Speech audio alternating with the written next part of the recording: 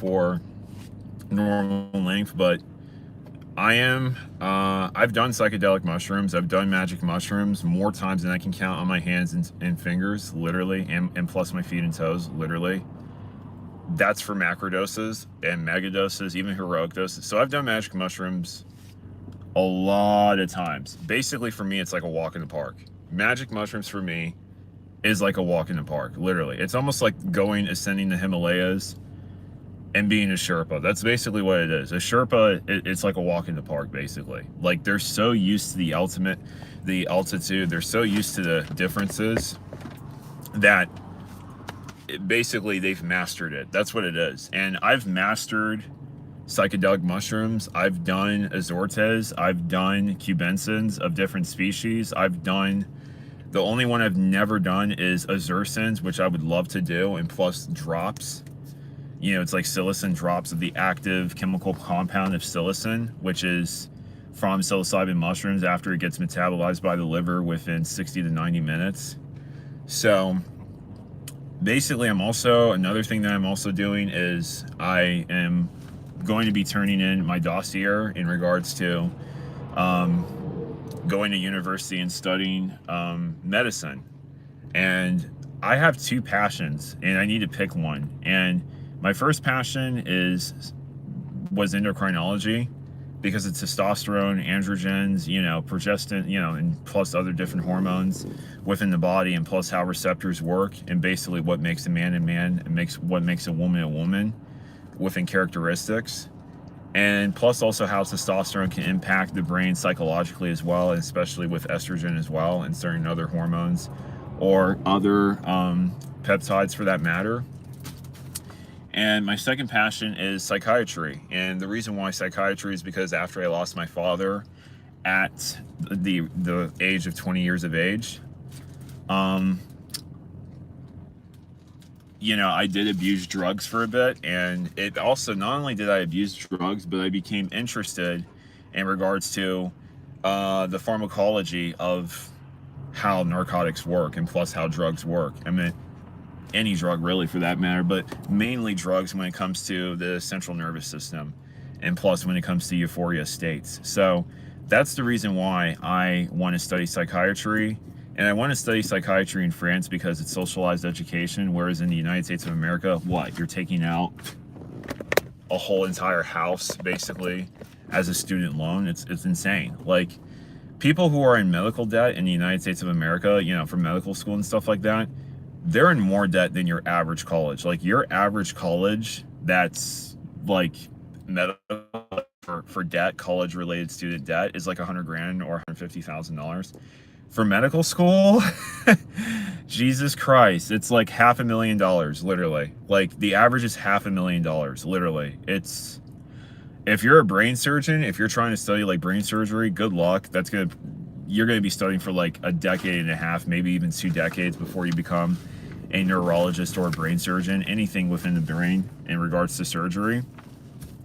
And most of those guys that are in brain surgery or even cardiologists, dude, like, their medical school debt is like millions. It's like millions of dollars. And that's also why their salaries are as high as there are. I mean, a brain surgeon, your starting brain surgeon is a millionaire easily. Like, it's so insane how much brain surgeons are paid. Like, but it makes sense because, the brain controls every single thing within our bodies, and plus how we function, and plus how we express ourselves, and plus body expression. So it's very important. So that's, of course, it takes that long for studying. But psychiatry is interesting because basically psychiatry is what happens within the brain when it comes to our receptors. And it basically influences our behavior, and plus also behavior patterns. That's why I'm like intrigued by psychology and psychiatry, because as an ex-opioid addict, as an ex-heroin addict, I basically like psychiatry for that reason, because it's like I wanted to know and study while I was an addict. Geez, what's going on with my brain? Why do I feel this insane euphoria and stuff like that? Oh, okay. The heroin has binded to the mu opioid receptors within the brain, and that's where it contributes to the increased dopamine, the increased serotonin, the heightened, neurotransmitters of feeling good and great and stuff like that. But at the same time, it's dangerous. Abusing heroin or any opioids is dangerous because when you're taking a CNS depressant, it basically brings down your brainstem is what controls your lungs. So for when you're breathing, when you take an opioid or a CNS sedative depressant, it's what brings down your breathing pattern. And that's when it's dangerous. That's when you can just be like, this is why you see people just be like, like this, or just trying to tilt their head up, because they're trying to get air in. Like, that's the reason why people do that when it comes to, like, an active opioid withdrawal, an active opioid overdose, which I have overdosed twice in my life.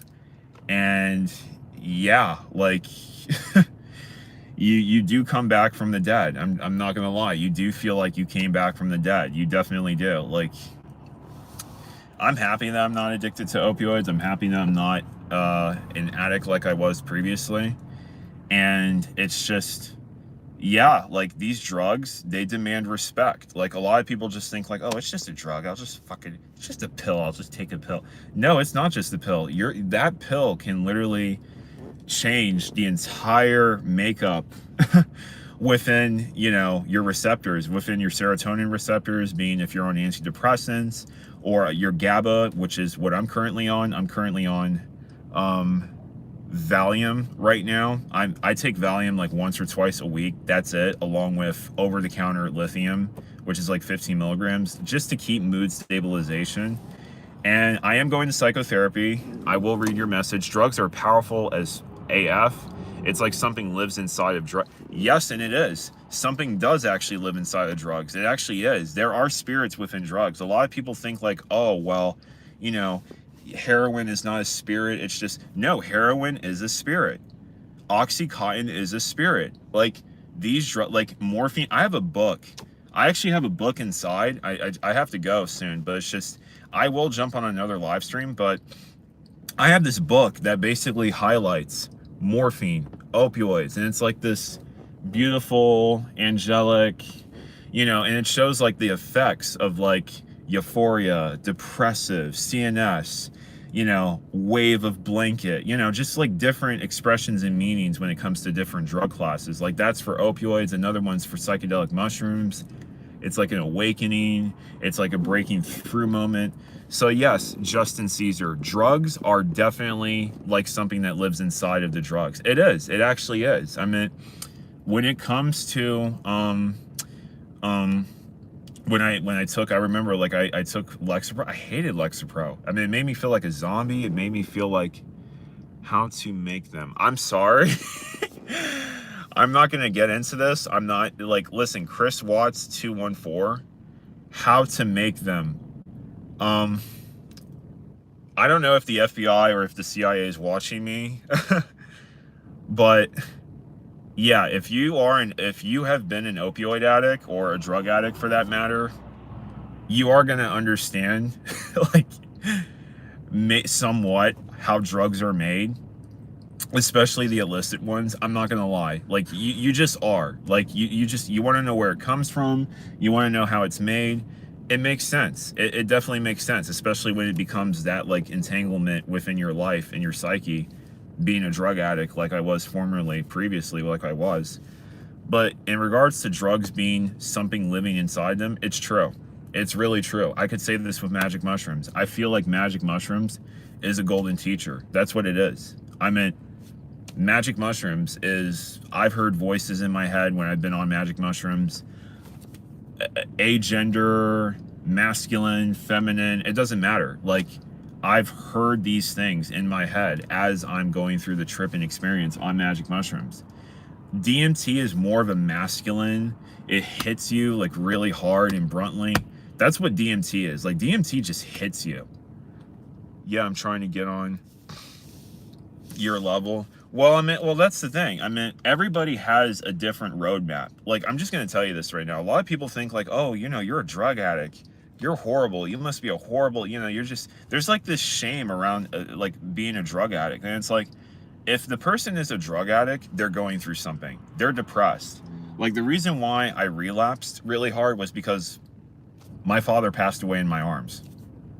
There you go. Like, that's just, hello. Like, of course you're going to be an addict. Like, that's just, the reason why people become addicts is because people want to escape. People want to get away. People want to not feel what they keep reliving. That's the reason why people, you know, will take these very insanely powerful drugs that, yeah, they have a very high addictive potential. Like, psychedelic mushrooms doesn't have that. Psychedelics doesn't, but drugs like heroin and opioids, holy shit. Like, it's crazy. I mean, and a lot of people will just be like, we need to decriminalize drugs. Yes, we do need to decriminalize drugs. I agree to that. But at the same time, I'm sorry, drugs like heroin and opioids, they need to be regulated. Like, these, like, and I'm saying this as an ex-heroin addict, they need to be regulated. Like, they're very powerful. They have a very, very slim therapeutic window. And that's what makes these drugs very dangerous. Like, and don't get me wrong, like, you know, something like opium, like just opium, yeah, it has a wider therapeutic window because, you know, it's like less strong than morphine. I mean, morphine is just the gold standard of opioids, basically. It's basically just 1-to-1 ratio. But still, it's a very, very powerful, morphine's a very powerful drug. But it's just, the one thing that I wanted to intrigue on in regards to psychiatry is that in psychiatry, we have this thing of like, oh, well, that's the thing. If you're a drug addict, you know, we need to just give another drug as a reversal and basically reverse the person's mental psyche. It's like, no, actually, this person needs psychotherapy. You need to ask them what their diet is. I have celiac disease. When I was depressed, when I was eating gluten and stuff like that, like, I had stomach pain. I had stomach issues. That was literally what was happening to me. I'm like, wow, I feel groggy. I feel depressed. Why is that? It's because 90% of the serotonin receptors are literally in your gut. They're actually not in your brain. Only 10% of serotonin is in your brain. The rest of it is in your gut. So literally, when it comes to depression, most people who are depressed, this is like psychiatry 101 now.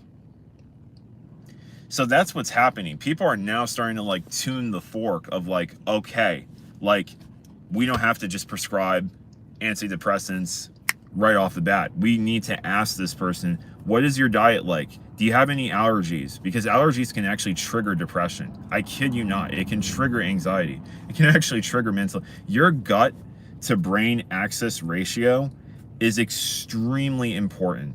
It's extremely important. And so many psychiatrists today overlook that. Just being like, oh, we just needed to go by the book. It's like, no, because the book is now even being questioned. Psychiatry professors are now starting to be questioned in regards to this. And that's what I'm saying. So when it starts to like elevate, when psychiatry starts to elevate to a different place, which it is right now, they're starting to explore NMDA inhibitors. That's what they're starting to explore. NMDA inhibitors are essentially ketamine, esketamine, aka Spravato, basically, which just came out, I think, like last year and got FDA approval. And plus, I think it's getting Euro approval in some countries. But that's what I'm saying. Like, these drugs, they're starting to explore different avenues, basically, of what can actually treat depression. Because sometimes a lot of people, oh, you have a chemical imbalance. It's like that's so, like, that is so horseshit. Like, if you were to actually if you were to actually test a person's serotonin levels for a person who has MDD, you know, major depressive disorder, and their serotonin levels came back normal or actually higher or elevated than normal because they're on Prozac, that should just tell you right there that the antidepressant is not working. But a lot of times psychiatrists will be like, well, that's the thing. You have treatment-resistant depression, so now we're going to prescribe you a mood stabilizer. We're going to increase the dose. It's like, what? Like, it's crazy. So it's like you're starting off horrible, and then you're starting off worse off when you increase the dose. Now you can't get your dick up. Did you know this? PSSD, post-sexual SSRI dysfunction. That's what it's called, and it can last for years. There's no therapies for it. The only therapy is psychotherapy. That's it. And that's not even, because again, you're impotent. your serotonin receptors, your serotonin is absolute gold when it comes to sex. And I believe this as a person. There's definitely a link between testosterone and serotonin, for that matter. But it's just, before I go, quick thing is, I wanted to say this in regards to perception when it comes to the change of perception when it comes to drugs. There are drugs, and let me try to say it professionally. There are the CBD, the CB1 receptors. That's for the cannabis. That's for your edibles and stuff like that. And then you have the serotonin receptors. I forgot. It's a long, like there's many serotonin receptors, but there's a serotonin receptor that's responsible for psychedelics, for the change of perception. Then you have your D2 receptors, which are in regards to, drugs like ketamine and stuff like that are called empathogenic drugs. So essentially, there's two different kinds of psychedelics. There's psychedelic straight serotonin, and then there's empathogenic drugs. Empathogenic drugs are essentially PCP. Don't ever do PCP. It's shit. It's horrible. Bath salts, don't do it. Or ketamine or S-ketamine, any different analog of ketamine, basically, depending on the half-life, depending on the duration of when it's in your bloodstream or blood system. So those are the two psychedelic drugs that are the different ones. But another one is NMDA, which it does interact with those receptors. So there's a lot of things going on. There's a lot of things going on with drugs when it comes to when you take, oh, it's just a fucking pill. No, it's not just a pill. There's a lot of things going on within your brain that that could be changing the makeup and your expression when it comes to your receptors and how your neurotransmitters are firing between neurons and axons, like literally, and plus receptors. There really is. But I just wanted to come on for a quick live stream, and I wanted to thank you guys very much for tuning in and liking this video. And yeah, I will be showing you my book. That's a beautiful book just highlighting different drug classes, and I will see you guys later. Thank you so much.